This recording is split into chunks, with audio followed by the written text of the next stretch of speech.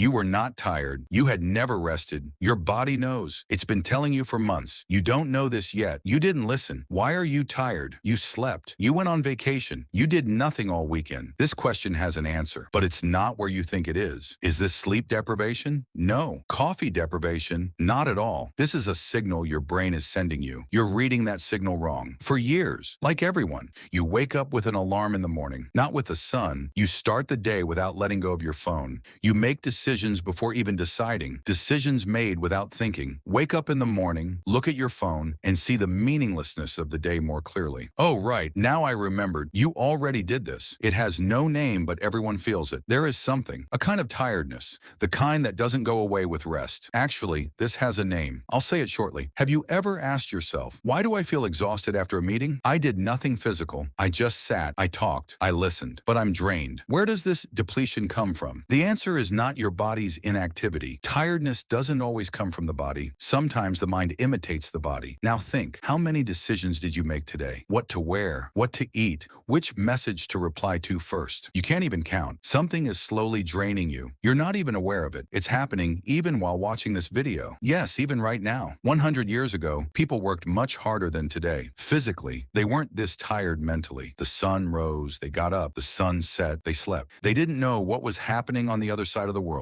You know everything. That's what tires you. Last night, 11:47 p.m., your phone in your hand, the light illuminating your face. You wanted to go to bed, but your finger kept scrolling. One more video, one more post. You didn't ask yourself why you didn't go to bed. You didn't ask why you were still there. For example, one night with your phone in hand, despite the things you need to do tomorrow, you're still awake and you haven't slept. Your phone has become more important than you. You choose it over your sleep. Actually, you're aware you still didn't put the phone down. Don't put it down anyway. Come with me. You didn't want to get tired. You wanted to get numb. That tiredness with no name. Now it has a name. They call this mental saturation. Your body has rested. Your mind has never rested. But this is just the beginning. There's something more underneath this. Scientists call this glutamate, the brain's main excitatory substance. Constant notifications, constant decisions, constant stimuli. Glutamate rises. Brain cells get overstimulated. Result, fog, inability to focus, forgetting what you were going to say in the middle of a sentence. But the problem is not this. The problem is why you can't stop it. There is something that gives you the power to stop this, but you don't use it. You'll understand why you don't use it at the very end. You drink coffee, it silences the tiredness. It doesn't eliminate it. Adenosine keeps accumulating. When the coffee's effect ends, it all crashes down on you at once. Afternoon at 3 p.m. Your eyes get heavy. Did that sound familiar? Resisting tiredness. Playing with your phone when you have sleep. Stress plays the same game. Cortisol rises. Alarm state. This used to be temporary. Now it's constant. This is why people 100 years ago didn't get this tired. They had no alarm. They weren't always on. You are always on. Reason 1, decision fatigue. You make thousands of small decisions every day. Each one takes a small spoonful of energy. What to wear, what to eat, which message to read first. By evening, the number of spoons left decreases. You can't even make the simplest decision. Have you ever been unable to answer the question, what should we eat? This is exactly why. Reason 2, information bombardment. Your phone buzzed. A notification came. You didn't even look, but your mind already reacted. Hundreds of times a day. Each one is a small interruption. Each interruption restarts your mind from zero. Returning to the work you focused on is harder than starting. You experience this every day without noticing. Reason 3, emotional suppression. You're angry, but you smile. You're tired, but you say, I'm fine. This suppression isn't free. You pay a price every time. Do you know why you're so empty at the end of the day? Because you weren't real all day. Isn't this your story? Yes, exactly.